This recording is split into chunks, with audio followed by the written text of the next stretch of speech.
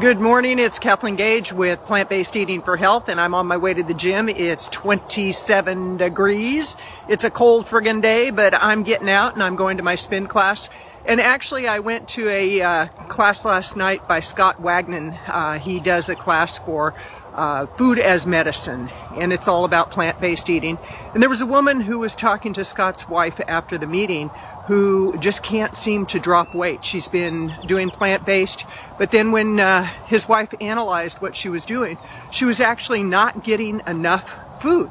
She was doing portion control on foods that you don't need to do portion control on. The thing about losing weight, the thing about getting in top physical shape is you have to make sure that your body is nourished. You have to make sure that you get the right nutritions and you eat enough. So if you're going to do a plant-based diet, when you do a plant-based diet, make sure that you're getting a variety of beans, legumes, vegetables, fruits, nuts, avocados, natural oils.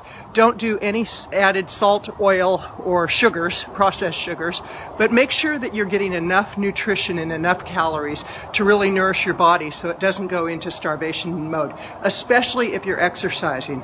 I exercise a lot and I have to eat a lot. I do no portion controls, no calorie counting. Okay, just finished the workout. It was great. In the spin class, there's the room where we do our spin class, but it was really good. And during the time I was thinking, just keep going, just keep going. And sometimes you just have to keep going. But remember, you have to get enough calories in order to sustain yourself. So don't go into this whole calorie deprivation thing when you go plant-based. Really look at how much you're getting and make sure you're getting enough, because you have to change your thinking completely on portion control and all that. Have a great day.